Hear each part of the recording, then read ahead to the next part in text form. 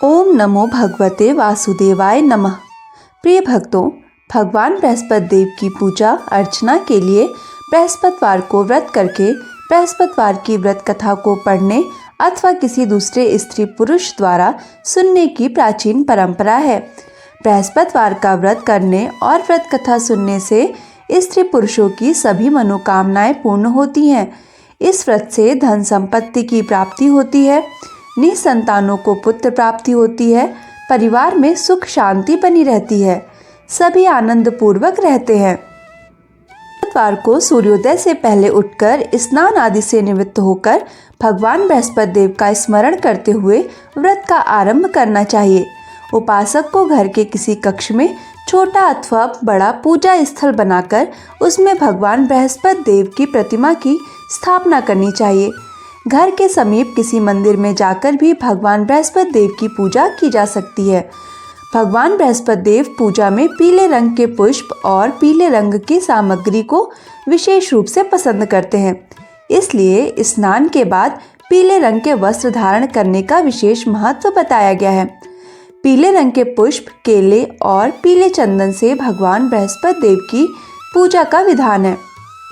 बृहस्पतिवार के व्रत में उपासक को पूरे दिन में एक ही समय भोजन करना चाहिए। व्रत करने वाले पुरुष बृहस्पतिवार को दाढ़ी व सिर के बाल न कटवाएं। पूजा के समय बृहस्पति देव से जो मनोकामना प्रकट की जाती है वे उस मनोकामना को पूर्ण करते हैं। इस व्रत में व्रत कथा को पढ़ने और श्रवण करने का विशेष महत्व है। तो दोस्तों, ये थी व्रत के महत्व एवं विधि। आइए अब श्रवण करते हैं श्री बृहस्पतिवार व्रत कथा का। पहले की बात है, भारतवर्ष में एक राजा राज्य करता था। वह अति प्रतापी एवं दानी था। वह प्रतिदिन मंदिर में भगवत दर्शन करने जाता था और गुरु और ब्राह्मण की सेवा भी करता था। उसके द्वार से कोई भी याचक निराश नहीं लौटता था। वह प्रत्येक गुरुवार को व्रत रखता और पूजन करता था। हर दिन गरीबों की मदद करता था, परंतु यह सब बातें उसकी रानी को पसंद नहीं आती थीं। वह न व्रत करती थी और न किसी को एक भी पैसा दान के रूप में देती थी।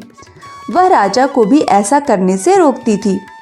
यह उस समय की बात है जब राजा शिकार खेलने वन को चले गए थे। महल में सिर्फ रानी और दासी थी। उस समय गुरु बृहस्पति साधु का रूप धारण कर राजा के दरवाजे पर भिक्षा मांगने आए। साधु ने रानी से भिक्षा मांगी तो वह कहने लगी, हे साधु महाराज, मैं इस दान पुण्य से तंग आ गई हूँ। इस काम के लिए तो मेरे पतिदेव ही बहुत हैं। अब आप ऐसी कृपा करें कि ये सारा धन नष्ट हो जाए ताकि मैं आराम से रह सकूं। साधु का भेष धरे बृहस्पति ने कहा, हे देवी, तुम बड़ी विचित्र हो। संतान और धन से तो कोई भी दुखी नहीं होता, सभी इसे चाहते हैं। पापी भी पुत्र और धन की इच्छा करता है। अगर तुम्हारे पास धन बहुत है तो भूखे मनुष्यों को भोजन करवाओ, ब्राह्मणों को दान दो, प्याऊ लगवाओ, धर्मशालाएं बनवाओ, कुआं, तालाब, बावड़ी, बाग बगीचे आदि बनवाओ तथा निर्धनों की कुंवारी कन्याओं का विवाह करवाओ। साथ ही यज्ञ आदि करो।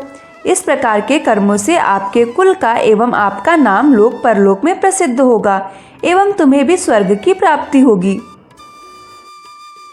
किंतु वह मूर्ख रानी साधु की इन बातों से खुश नहीं हुई। वह बोली, हे साधु महाराज, मुझे ऐसी संपत्ति की आवश्यकता नहीं जो मेरे काम ना आए तथा जिसको मैं अन्य लोगों को दान दूं, जिसको रखने और संभालने में ही सारा समय नष्ट हो जाए। साधु ने रानी को समझाने का बहुत प्रयास किया, परंतु रानी अपनी बात पर अडिग रही। तब साधु ने कहा, हे देवी, यदि तुम्हारी ऐसी इच्छा है तो जैसा मैं तुम्हें बताता हूँ तुम वैसा ही करना। बृहस्पतिवार के दिन गोबर से घर को लीपना, अपने केशों को पीली मिट्टी से धोना, केशों को धोते समय स्नान करना, राजा से कहना कि वह भी हजामत करवाए, भोजन में मांस मदिरा खाना, कपड़े धोबी के यहाँ धुलने डालना। इस तरह 7 बृहस्पतिवार निरंतर करने से तुम्हारा सब धन नष्ट हो जाएगा। ऐसा कहकर साधु रूपी बृहस्पति अंतर्ध्यान हो गए। रानी ने साधु के कहे अनुसार ही 7 बृहस्पतिवार वैसा ही करने का विचार किया। साधु के बताए अनुसार करते हुए उसे केवल 3 बृहस्पतिवार ही बीते थे कि उसकी समस्त धन संपत्ति नष्ट हो गई। भोजन के लिए भी परिवार तरसने लगा। तथा सांसारिक भोगों से दुखी रहने लगे। इस प्रकार के अभावग्रस्त जीवन से तंग आकर एक बार राजा रानी से कहने लगा कि हे रानी, तुम यहाँ पर रहो, मैं दूसरे देश को जाता हूँ, क्योंकि यहाँ पर मुझे सभी मनुष्य जानते हैं, इसलिए मैं यहाँ कोई कार्य नहीं कर सकता। देश चोरी परदेश भीख के समान है। ऐसा कहकर राजा परदेश चला गया। वहाँ जंगल से लकड़ी काट कर लाता है और उन्हें शहर में बेचकर जीवन यापन करने लगा। राजा के जाने के पश्चात इधर उसके बिना रानी और दासियां दुखी रहने लगीं। किसी दिन भोजन मिलता तो किसी दिन जल पीकर ही रहना पड़ता। एक समय रानी और दासियों को 7 दिन बिना भोजन के व्यतीत हो गए। तो रानी अपनी दासी से बोली, हे दासी, यहाँ पास ही के नगर में मेरी बहन रहती है जो बहुत धनवान है, तो उसके पास जा और वहाँ से 5 सेर बेझर मांग कर ले आ, जिसे कुछ समय के लिए गुजार बसर हो जाएगा। दासी उसकी बहन के पास गई। बृहस्पतिवार का दिन था। रानी की बहन उस समय ध्यान मग्न होकर पूजा कर रही थी। दासी ने रानी की बहन से कहा, हे रानी, मुझे आपके पास आपकी बहन ने भेजा है, मुझे 5 सेर बेझर दे दो। दासी ने अपनी बात अनेक बार कही, परंतु रानी की बहन ने कोई उत्तर नहीं दिया, क्योंकि वह उस समय बृहस्पतिवार की कथा सुन रही थी। रानी की बहन से जब दासी को कोई उत्तर नहीं मिला तो वह अति दुखी हुई। उसे क्रोध भी बहुत आया। लौटकर वह रानी से बोली, हे रानी, आपकी बहन तो बहुत धनी स्त्री है, परंतु वह बहुत घमंडी भी है। वह छोटे लोगों से बात भी नहीं करती। 5 सेर बेझर देने के लिए मैंने उससे बहुत कहा, परंतु उसने कोई उत्तर नहीं दिया। इस प्रकार मुझे निराश एवं खाली हाथ लौटना पड़ा। रानी बोली, हे दासी, इसमें मेरी बहन का किसी प्रकार को कोई दोष नहीं है। जब बुरे दिन आते हैं तब कोई सहारा नहीं देता, अपने पराये हो जाते हैं। अच्छे बुरे का ज्ञान विपत्ति में ही होता है। जो ईश्वर की इच्छा होगी वही होगा। यह सब हमारे भाग्य का दोष है। उधर पूजा समाप्त होने के पश्चात रानी की बहन ने सोचा कि मेरी बहन की दासी आई थी, परंतु मैंने उसे कोई उत्तर नहीं दिया, इससे वह बहुत दुखी हुई होगी। कथा सुनकर तथा विष्णु भगवान का प्रसाद ग्रहण कर वह अपनी बहन के घर गई तथा बोली, हे बहन, मैं बृहस्पतिवार का व्रत कर रही थी, तुम्हारी दासी आई, परंतु कथा समाप्त होने से पूर्व न उठते हैं और न बोलते हैं, इसलिए मैं नहीं बोली। बताओ, दासी किस कार्य से मेरे पास गई थी? रानी बोली, बहन, हमारे घर अनाज नहीं था तथा राजा परदेश गए हुए हैं। वैसे तुमसे तो कोई बात छिपी नहीं है, इस कारण मैंने दासी को तुम्हारे पास 5 सेर बेझर लेने के लिए भेजा था। इस पर रानी की बहन बोली, हे बहन, बृहस्पति भगवान सबको मनवांछित फल देते हैं। देखो, शायद तुम्हारे घर के किसी कोने में अनाज रखा हो। यह सुनकर रानी की दासी घर के अंदर गई तो वहाँ एक घड़ा बेझर का भरा मिला। उसे बड़ा आश्चर्य हुआ, क्योंकि उसके अनुसार घर का एक एक बर्तन अन्न से खाली था। उसने बाहर आकर रानी को सारा वृतांत सुनाया। दासी अपनी रानी से कहने लगी, हे रानी, देखो, वैसे भी हमको जब अन्न नहीं मिलता तो वह भी व्रत के ही समान है। अगर इनसे व्रत की विधि तथा कथा पूछ ली जाए तो बृहस्पतिवार का व्रत हम भी कर लिया करेंगे। और फिर दासी के कहने पर रानी ने अपनी बहन से बृहस्पतिवार व्रत, पूजन विधि एवं नियमों के बारे में विस्तार से पूछा। उन्होंने बताया, जो बृहस्पतिवार के व्रत में चने की दाल और मुनक्कों से विष्णु भगवान का केले की जड़ में पूजन कर दीपक जलाता है, पीला भोजन करता है, पीले वस्त्र धारण करता है तथा प्रेम पूर्वक बृहस्पति भगवान की कथा सुनता है, तो इस प्रकार करने से गुरु भगवान उस भक्त से प्रसन्न होते हैं, अन्न धन पुत्र देते हैं, मनोवांछित मनोकामना पूर्ण करते हैं। फिर व्रत एवं पूजन की विधि बताकर रानी की बहन अपने घर लौट गई। तत्पश्चात रानी और दासी दोनों ने निश्चय किया कि बृहस्पति देव भगवान का व्रत एवं पूजन जरूर करेंगे। 7 दिन पश्चात जब बृहस्पतिवार आया तो दोनों ने व्रत किया। घुड़साल में जाकर चना और गुड़बिन लाई और उसकी दाल बनाकर केले की जड़ में विष्णु भगवान का पूजन किया। अब पीला भोजन कहाँ से आए, यह सोचकर दोनों बड़ी दुखी हुई, परंतु उन्होंने व्रत किया था, इसलिए बृहस्पति देव भगवान उनसे प्रसन्न थे। एक साधारण व्यक्ति के रूप में वो 2 थालों में सुंदर पीला भोजन लेकर आए और दासी को देखकर बोले, हे दासी, यह भोजन तुम्हारे और रानी के लिए है, तुम दोनों ही इसे ग्रहण करना। दासी भोजन पाकर अति प्रसन्न हुई और रानी से बोली, हे रानी जी, भोजन कर लो। रानी को भोजन के विषय में कुछ भी पता नहीं था, इसलिए वह दासी से बोली, जा तू ही कर, क्योंकि तू व्यर्थ में ही हमारी हंसी उड़ाती है। दासी बोली, हे रानी, एक व्यक्ति भोजन दे गया है। रानी बोली, वह भोजन तेरे लिए ही दे गया है, इसलिए तू ही भोजन कर। दासी ने कहा, हे रानी, वह व्यक्ति हम दोनों के लिए ही 2 थालों में भोजन देकर गया है, अतः मैं और आप दोनों ही साथ साथ भोजन करेंगी। फिर दोनों ने गुरु भगवान को धन्यवाद एवं नमस्कार कर भोजन प्रारंभ किया। उसके बाद से दोनों प्रत्येक बृहस्पतिवार को गुरु भगवान का व्रत और पूजन करने लगी। बृहस्पति भगवान की कृपा से उन दोनों की भोजन एवं धन की कमी दूर हो गई, परंतु रानी फिर से पहले की तरह आलस्य करने लगी। तब दासी ने कहा, हे रानी, आप पहले भी इस प्रकार आलस्य करती थीं। आपको धन संभालने एवं दान देने में कष्ट होता था, इसी कारण सभी धन नष्ट हो गया और हमारी ऐसी दुर्दशा हो गई। अब गुरु भगवान की कृपा से धन मिला है तो आपको फिर आलस्य हो रहा है, इसी कारण सभी धन नष्ट हो गया और हमारी ऐसी दुर्दशा हो गई। अब गुरु भगवान की कृपा से धन मिला है तो आपको फिर आलस्य हो रहा है। बड़े कष्टों के बाद आपने यह धन पाया है, इसलिए आपको दान पुण्य करना चाहिए, भूखे मनुष्यों को भोजन करवाना चाहिए, ब्राह्मणों को दान देना चाहिए और प्याऊ लगवाना चाहिए, कुआं, तालाब, बावड़ी आदि का निर्माण करवाना चाहिए, कुंवारी कन्याओं का विवाह करवाना चाहिए और मंदिर पाठशाला बनवाकर दान देना चाहिए।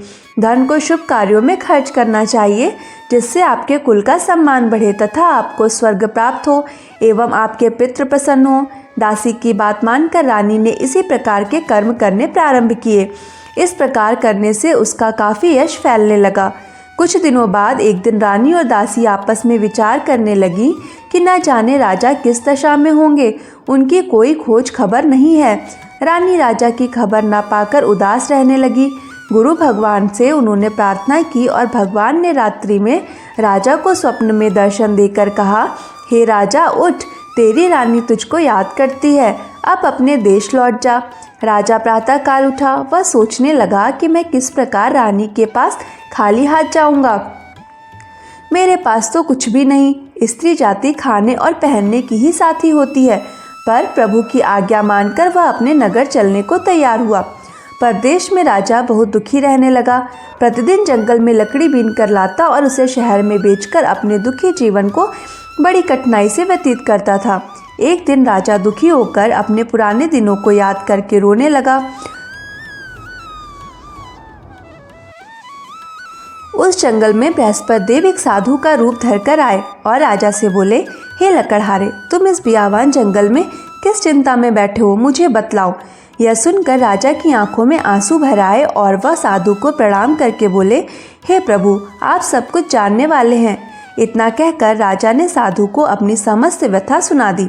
तब साधु रूप में गुरु भगवान राजा से बोले, हे राजन, तुम्हारी पत्नी ने बृहस्पतिवार के दिन बृहस्पति देव का अपमान किया था, जिसके कारण तुम्हारी यह दुर्दशा हुई। अब तुम किसी प्रकार की चिंता मत करो, भगवान तुम्हें पहले से अधिक धन प्रदान करेंगे। देखो, तुम्हारी पत्नी ने बृहस्पतिवार का व्रत प्रारंभ कर दिया है। अब तुम भी बृहस्पतिवार का व्रत करके चने की दाल व गुड़ जल के लोटे में डालकर केले का पूजन करो। फिर कथा कहो या सुनो, भगवान तुम्हारी सभी इच्छाओं की पूर्ति करेंगे। साधु के ऐसे वचन सुनकर राजा बोला, हे प्रभु, मुझे लकड़ी बेचने के पश्चात इतना धन भी नहीं बचता कि भोजन करने के उपरांत कुछ भी बचा सकूं। मैंने रात्रि में अपनी रानी को व्याकुल एवं व्यथित देखा है। मेरे पास कोई साधन नहीं है जिससे उसका समाचार भी जान सकूं। इसके अतिरिक्त मैं बृहस्पति देव की कथा भी नहीं जानता हूँ, जिसे कह या सुनकर मैं व्रत धारण कर भगवान बृहस्पति देव का पूजन कर सकूं। साधु ने कहा, हे राजा, तुम किसी बात की चिंता ना करो। बृहस्पतिवार के दिन तुम नित्य की भांति लकड़ियाँ लेकर शहर में जाओ।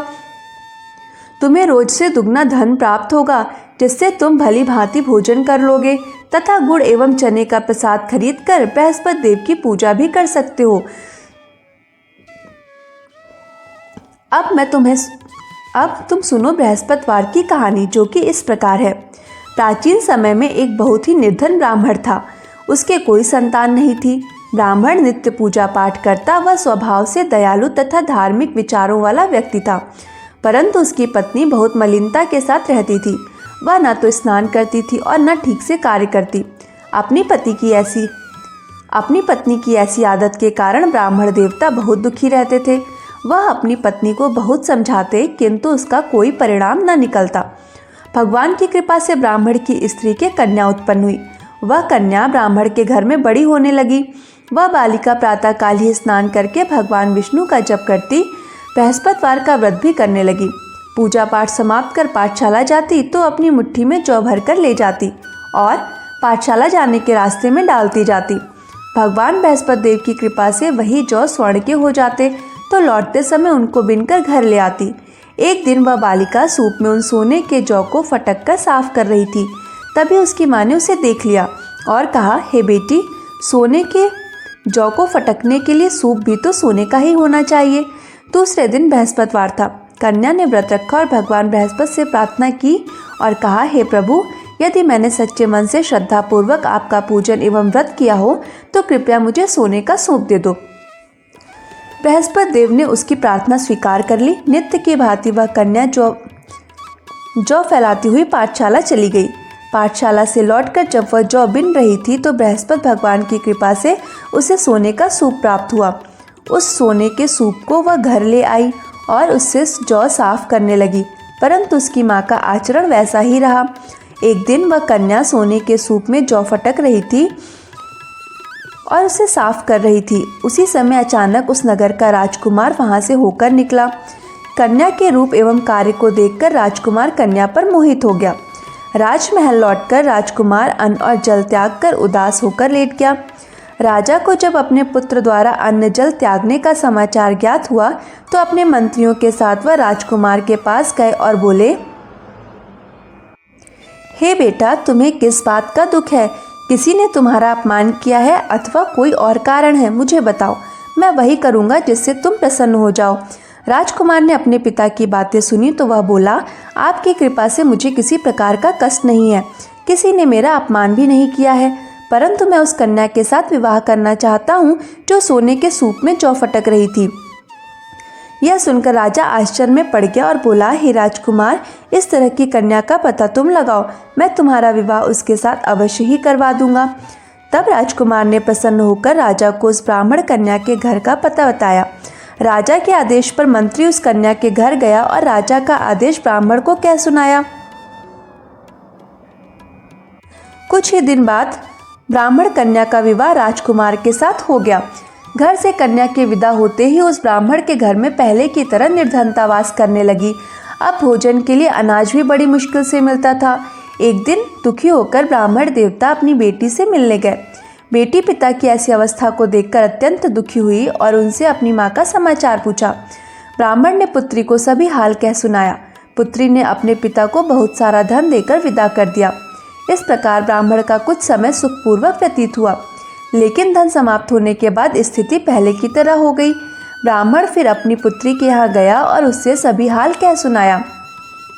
पुत्री बोली, हे पिताजी, आप अपने साथ माताजी को यहाँ ले आओ, मैं उन्हें वह विधि बता दूंगी जिससे दरिद्रता दूर हो जाएगी। ब्राह्मण देवता अपनी पत्नी को साथ लेकर राजमहल अपनी पुत्री के पास पहुँचे तो पुत्री अपनी माँ को समझाने लगी, हे माँ, तुम सुबह उठकर सर्वप्रथम स्नान आदि करके भगवान विष्णु का पूजन किया करो तो सब निर्धनता दूर हो जाएगी। परंतु उसकी माँ ने उसकी एक न मानी।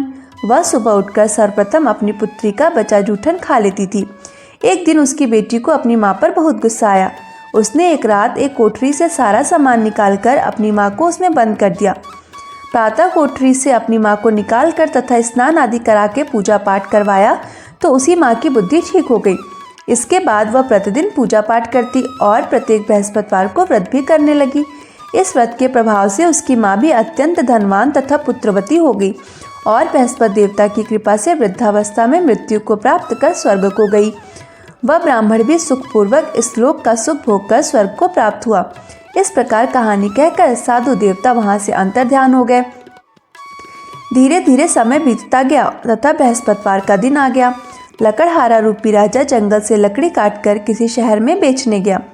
आज उसे और दिनों से अधिक धन मिला। राजा ने चना गुड़ आदि लाकर भगवान विष्णु का पूजन किया तथा बृहस्पतिवार का व्रत किया। उस दिन से उसके सभी कष्ट दूर हो गए, परंतु अगले बृहस्पतिवार को वह व्रत करना भूल गया। इस कारण बृहस्पति भगवान उससे रुष्ट हो गए। उस दिन उस नगर के राजा ने विशाल यज्ञ का आयोजन किया तथा अपने समस्त राज्य में घोषणा करवा दी कि कोई भी मनुष्य अपने घर में भोजन न बनाए और आग भी न जलाए। सब लोग मेरे यहाँ भोजन करने आए। इस आज्ञा को जो नहीं मानेगा उसको सूली पर लटका दिया जाएगा।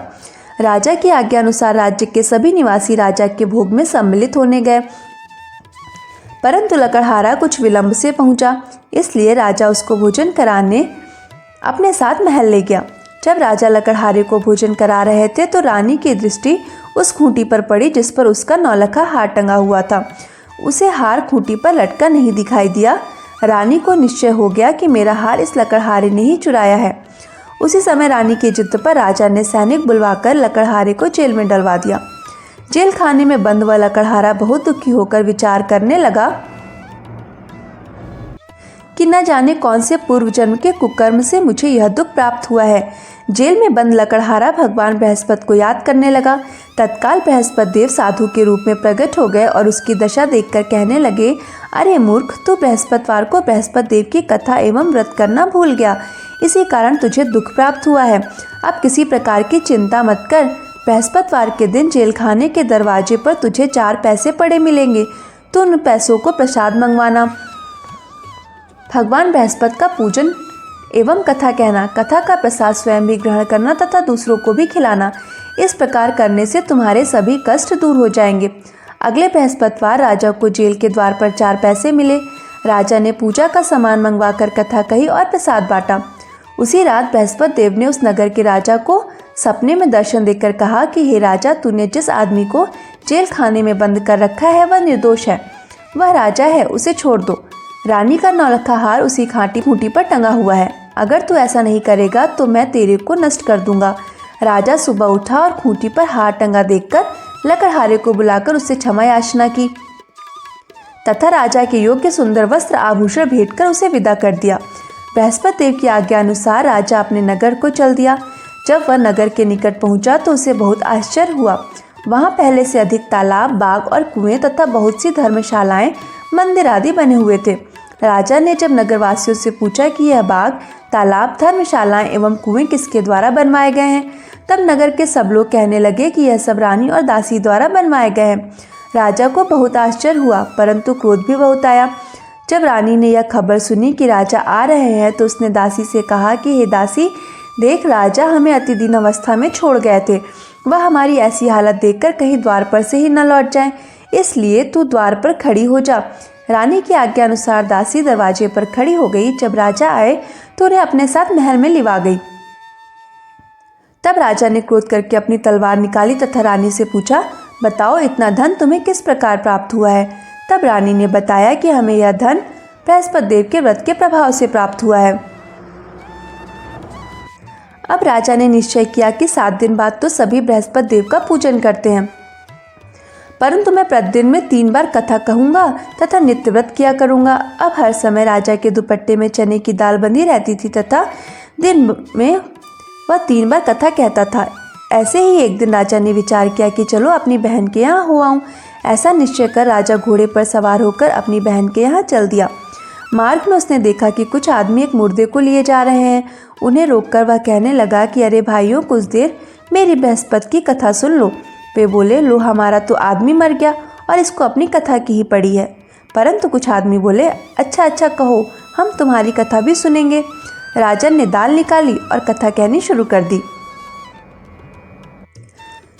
जब कथा आधी हो गई तो मुर्दा हिलने लगा और जब कथा समाप्त हुई तो राम राम करके वह मुर्दा उठ बैठा। राजा आगे चला, उसे चलते चलते शाम हो गई। आगे मार्ग में उसे एक किसान खेत में हल चलाता मिला।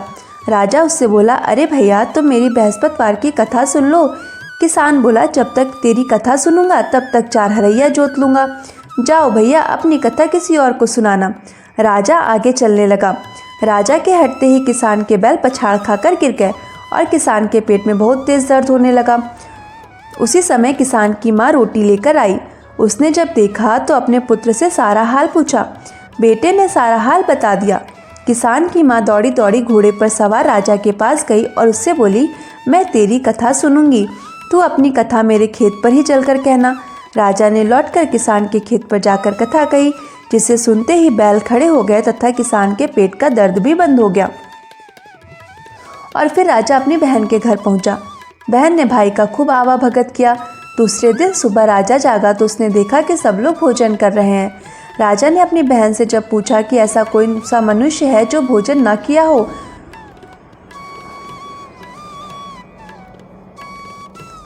और जो मेरी बृहस्पतिवार की कथा का श्रवण कर ले, तो बहन बोली कि हे भैया, यह देश ऐसा ही है। यहाँ के लोग पहले भोजन करते हैं, बाद में कोई अन्य काम करते हैं।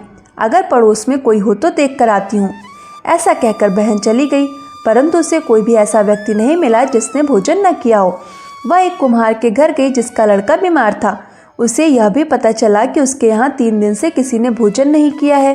राजा की बहन ने अपने भाई को कथा सुनाने के लिए कुम्हार से आग्रह किया तो वह तैयार हो गया। राजा ने जाकर बृहस्पतिवार की कथा कही, जिसको सुनकर कुम्हार का लड़का ठीक हो गया। अब तो राजा की हर ओर प्रशंसा होने लगी। कुछ दिन बाद एक दिन राजा ने अपनी बहन से कहा कि हे बहन, मैं अपने घर जाऊंगा, तुम भी तैयार हो जाओ। राजा की बहन ने अपनी सास से अपने भाई के साथ जाने की आज्ञा मांगी। सास बोली, चली जा, परंतु अपने लड़कों को यहीं छोड़ जाना, क्योंकि तेरे भाई के कोई संतान नहीं होती। बहन ने भाई से कहा कि हे भैया, मैं तो चलूंगी, परंतु कोई बालक नहीं जाएगा। राजा ने कहा, जब कोई बालक साथ ही नहीं चलेगा तब तुम क्या करोगी जाके। दुखी मन से राजा अपने नगर को लौट आया। राजा अपनी रानी से बोला कि हम निर्वंशी हैं, हमारा मुंह देखने का भी धर्म नहीं है। वह उदास होकर बिना भोजन किए शैया पर लेट गया। रानी बोली, हे प्रभु, भगवान बृहस्पति ने हमें सब कुछ दिया है, वे हमें संतान भी अवश्य देंगे। उसी रात बृहस्पति देव ने राजा को स्वप्न में दर्शन देकर कहा, हे राजा, उठ, सभी सोच त्याग दे, तेरी रानी गर्भवती है। राजा को यह जानकर अति प्रसन्नता हुई। 9वें महीने रानी के गर्भ से एक सुंदर रूपी पुत्र पैदा हुआ। तब राजा बोला, हे रानी, स्त्री बिना भोजन के रह सकती है, परंतु बिना कहे नहीं रह सकती। जब मेरी बहन आए तो तुम उससे कुछ भी मत कहना। रानी ने हाँ कर दी। और जब राजा की बहन ने यह शुभ समाचार सुना तो वह अति प्रसन्न हुई। तब बधाई लेकर अपने भाई के यहाँ आई। तब रानी ने कहा, घोड़ा चढ़ाकर नहीं आई, गधा चढ़ी आई।